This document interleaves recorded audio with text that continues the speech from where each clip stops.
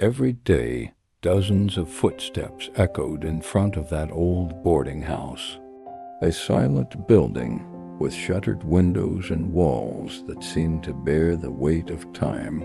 But no one ever dared cross that door, always locked, always shrouded in an unsettling silence. Some said it was simply abandonment.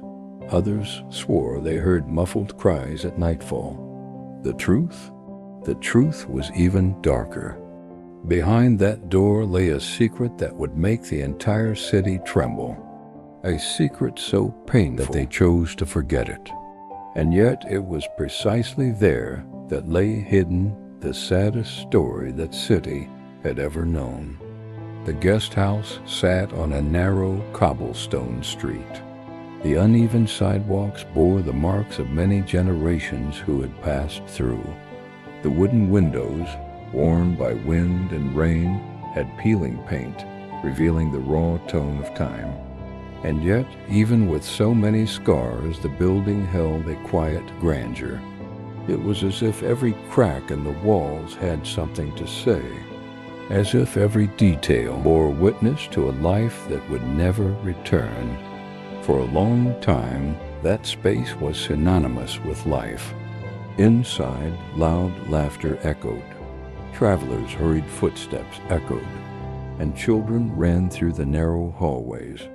The smell of fresh coffee filled the mornings and mingled with the warm bread baking in the oven. Each room held different stories, unlikely encounters, midnight confessions, whispered promises of love. It was indeed a home where strangers became family, and at the center of it all was her, the owner of the boarding house. A woman with sweet eyes, hands calloused from work, and a heart that seemed bigger than the walls that supported that house. For her, that place wasn't just brick, wood, and cement. No, for her, that boarding house was a piece of her very soul. It was a home. It was the reflection of her effort, her struggle, and above all, her love for people. She had the rare gift of making anyone feel at home. All it took was a smile, a hot meal on the table, a silent ear on difficult days. Many travelers said they didn't just find a roof over their heads there. They found shelter for their souls. And perhaps that was what made the guest house so special. It wasn't just a physical place, but an experience, a memory that remained etched in the hearts of those who passed through. But time, relentless, began to take away the hustle and bustle of that street. The shops closed, the travelers changed their route, and the joy that once pulsed within the boarding house gradually gave way to silence. The laughter was replaced by hollow echoes. The smell of fresh coffee no longer filled the mornings. The curtains remained closed, and the hallways grew colder and colder. And that's when people started to notice. What had once been a welcoming space now felt like a ghost house. The windows no longer opened. The lights rarely came on. What had happened in there? Why had that woman so full of life suddenly closed herself off from the world? Some said it was loneliness. Others that he had suffered an irreparable loss. And there were still those who claimed to hear, in the silence of the early morning, a muffled cry coming from inside. But no one dared ask. No one had the courage to cross that locked door. And so the boarding house transformed from a welcoming home into a dark mystery. But the truth was even more painful than anyone could imagine. Because behind that door, where dust accumulated and time seemed to have stopped, lay the saddest story, and at the same time, the most forgotten story of that city. And it is precisely this story that you will learn now. But little by little, the house began to fill with silence. What had once been synonymous with life now became a space where the air seemed heavy, where time seemed to pass too slowly. The lady received fewer and fewer guests. The bedroom doors remained closed, the hallways echoing only with the sound of her own footsteps, shuffling, solitary. What had once been a bustling home was slowly transforming into a dusty portrait of its former self. And the neighbors, oh, the neighbors. They watched every day the transformation unfold before their eyes. That iron gate, which once opened early in the morning to welcome travelers, remained closed for days on end. The curtains, once opened to let the sun illuminate the worn walls, were forever drawn. They looked like tired eyes, no longer wanting to see the world outside. And the lights, they rarely came on. At night, the boarding house blended into the darkness of the street, as if it wanted to disappear. No one dared knock on that door. No one had the courage to ask if she needed anything. The silence was so intense it was frightening, because it wasn't just an absence of sound. It was a heavy silence, a silence that screamed without words. And it was on a cold afternoon, when the wind bit the skin and fog shrouded the narrow street, that a muffled scream echoed through those walls. It was no ordinary scream. It was no call for help. It was a stifled, painful sound, as if one's very soul were being torn apart. Everyone passing by in that moment froze in fear. Eyes met, but no one approached. The scream was swallowed by the silence of the house, as if it had never existed. But everyone knew they had heard it. From that day on, the boarding house ceased to be merely a mystery. It became a place to be avoided. Children were forbidden from playing nearby, and older people made the sign of the cross as they passed. People began to invent stories, trying to explain the inexplicable. Some said the woman had gone mad. Others believed spirits roamed the hallways.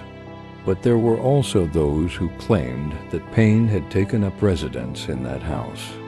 An invisible pain, yet present in every crack, in every shadow, in every suffocating silence.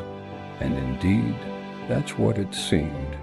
The once smiling lady no longer came out to greet her neighbors. She no longer lit the lamp that illuminated her porch.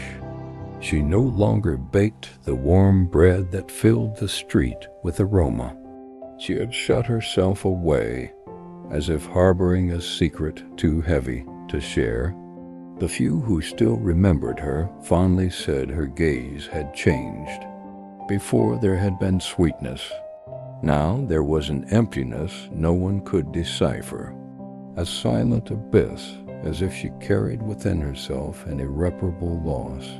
A deep mourning, hidden behind those peeling walls and that perpetually locked door. No one dared ask about it, because deep down everyone knew the answer could be too painful. And so the mystery grew. What happened in there? What could have made that woman so full of life turn into a shadow? What secret was she hiding behind those walls that now seemed to breathe sadness? With each day, curiosity grew, but along with it, fear also grew. Because sometimes it's easier to live with silence than to face the truth it hides. Time passed, and the boarding house became a legend. Story whispered from generation to generation. No one knew for sure what had happened, but everyone agreed on one thing. Behind that closed door, there was something the town wasn't ready to discover.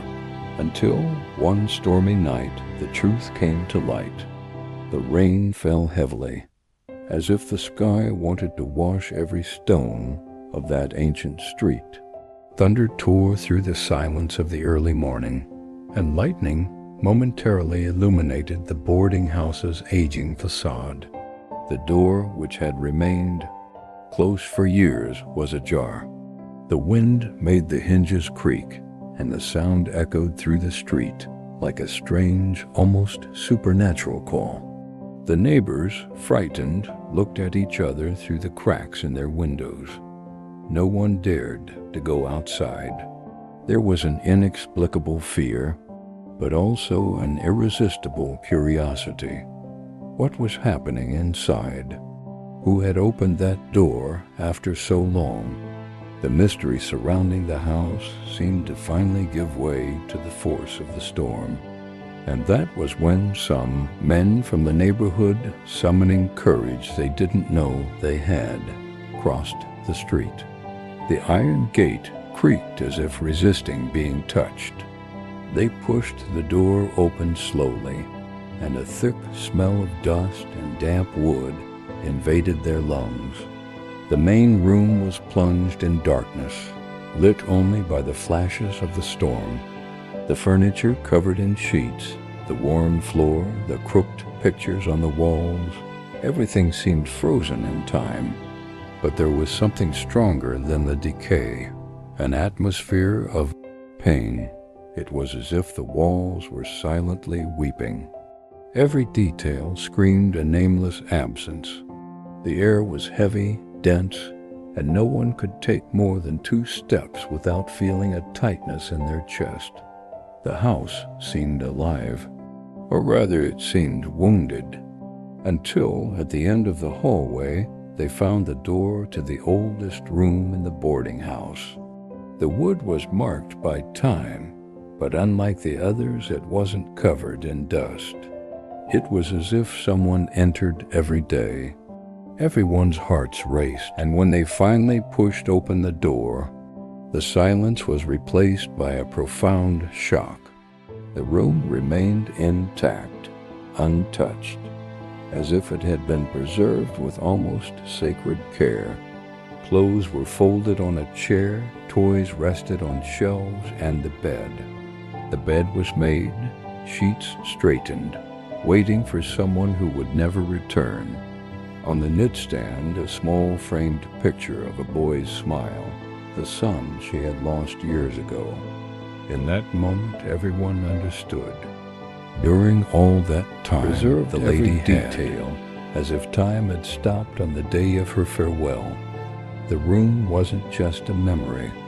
It was a way of keeping alive what had been taken from her. It was the silent altar of a love that never ceased to exist. Some residents couldn't hold back their tears. Others simply stood motionless, speechless. It was as if they had invaded a sacred place, a space that didn't belong to them. Because it wasn't just a room, it was the story of a mother who couldn't say goodbye. It was the open wound that explained the silence of the boarding house, the closed curtains, the pain that spread through the hallways. There, in the darkness, they realized that the real storm was not outside, but inside that house. A storm that had consumed the days and nights of a woman who, even broken, refused to forget. The muffled scream the neighbors had heard years before was the scream of a mother who could not bear the emptiness. The silence that filled the boarding house was the echo of a son's absence. And in that untouched room, in the middle of the rainy dawn, everyone understood. The boarding house's secret wasn't a ghost nor madness. It was love. A love so deep it turned into eternal pain. A love so strong it froze time within its 4 walls. A love that made that house not a home, but a silent memorial. But what no one knew is that beyond the preserved memories, there was something more. Small hidden details, fragments of a story that would reveal even more about that mother and about the son she never stopped loving. But alongside the emptiness, there was something no one expected. In that room, so pristine and silent, one detail seemed out of place.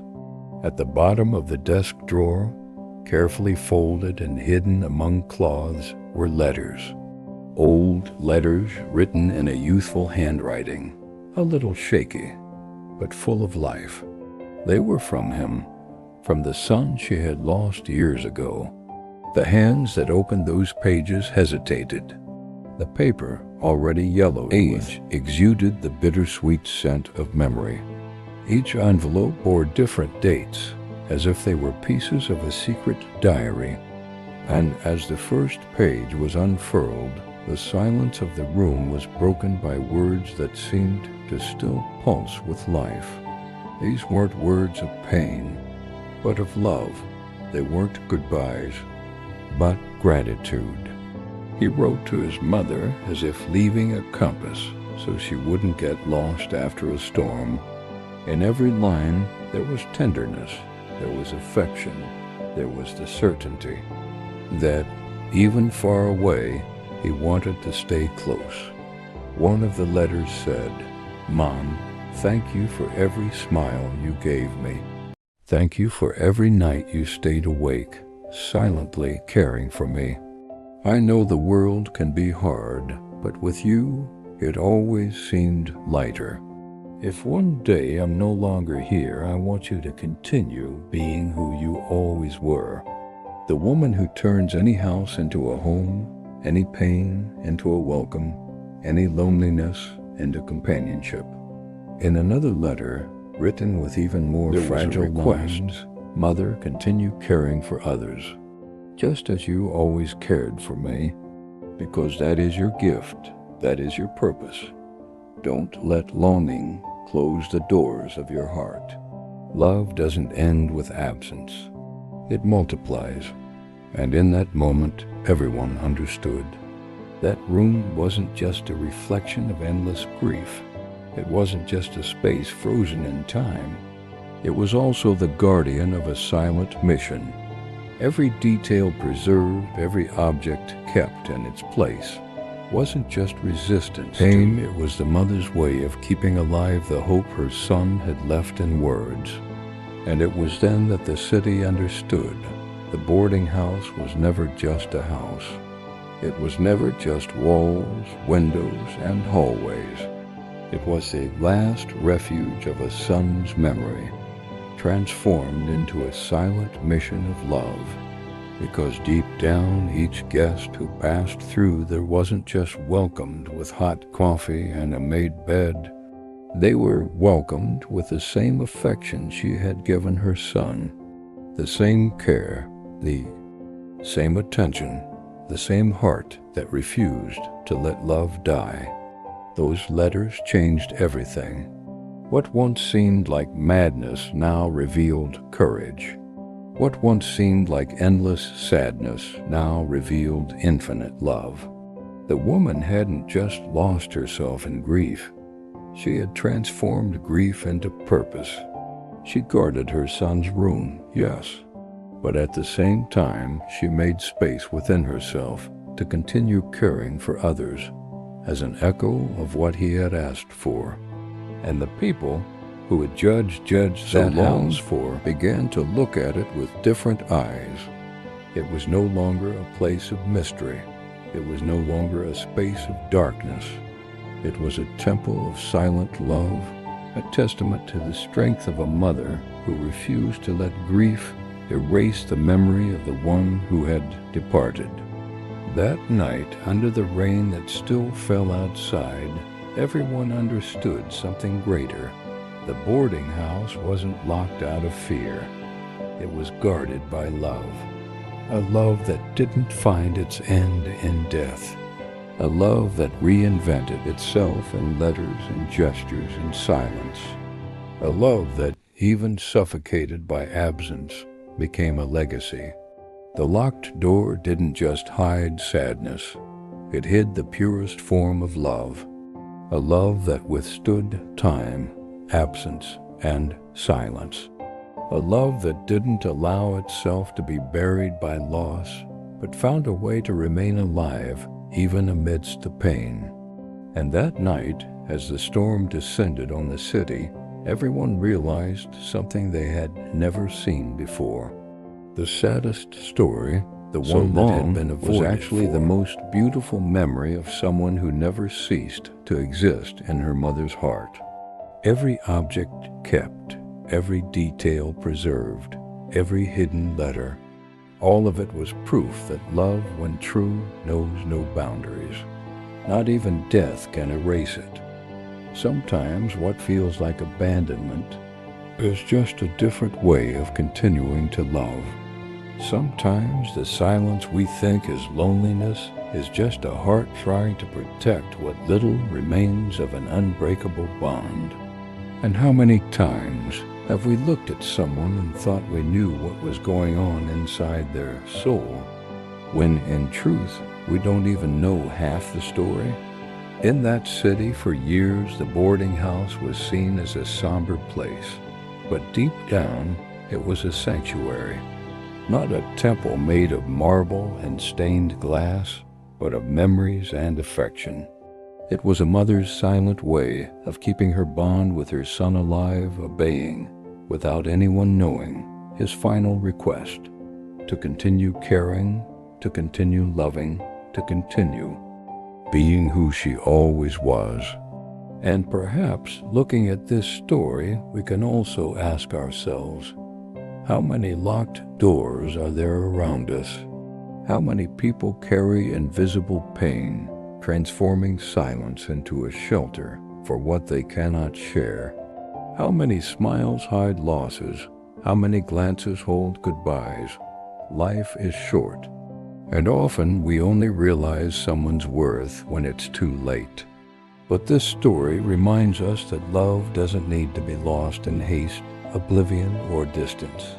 It can and should be demonstrated and celebrated in life. Because when the time comes to say goodbye, what remains are not material possessions, but the memories, gestures, and affection we leave in the hearts of those we love. The boarding house, which for so long was a symbol of mystery and pain, ended up becoming a lesson for the entire city. A lesson that even suffering can transform into purpose, and that the greatest legacy we can leave is the love we sow in others. And that's why this story isn't just about a mother and her son.